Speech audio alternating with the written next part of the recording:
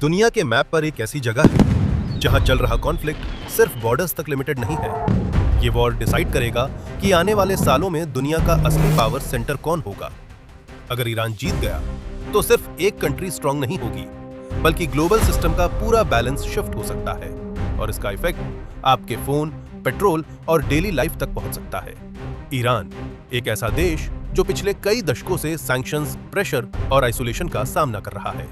1979 की रेवोल्यूशन के बाद अमेरिका और ईरान के रिलेशंस टूट गए। तब से लेकर आज तक ईरान को इकोनॉमिकली और पॉलिटिकली आइसोलेट करने की कोशिश होती रही। लेकिन अगर इतने प्रेशर के बाद भी ईरान वॉर जीत जाता है तो ये सिर्फ एक मिलिट्री विक्ट्री नहीं होगी, ये एक मैसेज होगा कि ग्लोबल सिस्टम में जो रूल्स बनाए गए थे उन्हें चैलेंज किया जा सकता है। मिडिल ईस्ट में ईरान का इन्फ्लुएंस पहले से ही स्ट्रांग है। इराक, सीरिया, लेबनान और यमन जैसे रीजन में उसका इनडायरेक्ट कंट्रोल और प्रेजेंस देखने को मिलता है।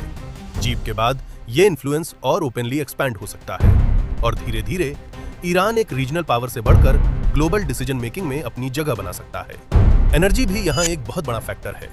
ईरान के पास दुनिया के सबसे बड़े ऑयल और गैस रिजर्व्स में से एक है। अगर सैंक्शंस वीक पड़ते हैं तो ईरान ग्लोबल एनर्जी मार्केट में एक स्ट्रांग प्लेयर बन सकता है और जिसके पास एनर्जी का कंट्रोल होता है वो इनडायरेक्टली पॉलिटिक्स को भी इन्फ्लुएंस करता है।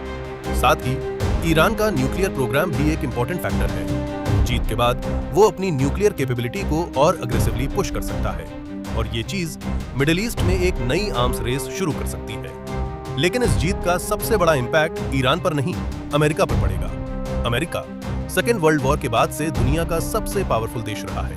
उसने ग्लोबल सिस्टम को शेप दिया, अलायंस बनाए और कई रीजन में अपना इन्फ्लुएंस एस्टैब्लिश किया। मिडिल ईस्ट भी उनमें से एक था। लेकिन अगर ईरान जैसे देश से चैलेंज मिलता है और अमेरिका पीछे रह जाता है तो सबसे पहला झटका उसकी क्रेडिबिलिटी को लगेगा। अलायंस सोचेंगे, क्या अमेरिका अब भी उतना स्ट्रांग है जितना वो दिखाता है? और राइवल्स इसे एक अपॉर्चुनिटी के रूप में देखेंगे। चीन और रूस जैसे देश ऑलरेडी ग्लोबल इन्फ्लुएंस बढ़ाने की रेस में है। ईरान की जीत उन्हें एक स्ट्रांग एग्जाम्पल देगी कि वेस्टर्न प्रेशर को रेजिस्ट किया जा सकता है। इसका रिजल्ट होगा एक नए वर्ल्ड ऑर्डर का जन्म, जहां पावर एक ही देश के पास कंसंट्रेट नहीं होगी बल्कि अलग अलग कंट्रीज में डिवाइड होगी। इसे कहते हैं मल्टीपोलर वर्ल्ड, जहां हर रीजन में अलग पावर सेंटर्स होंगे और इसी वजह से ग्लोबल स्टेबिलिटी कम और अनसर्टेनिटी ज्यादा हो सकती है। अब सवाल आता है, इंडिया पर इसका क्या इंपैक्ट पड़ेगा? इंडिया एक यूनिक पोजीशन में है। एक तरफ वो अमेरिका के साथ पार्टनरशिप मेंटेन करता है और दूसरी तरफ रूस और ईरान जैसे देशों के साथ भी रिलेशंस स्ट्रांग रखता है।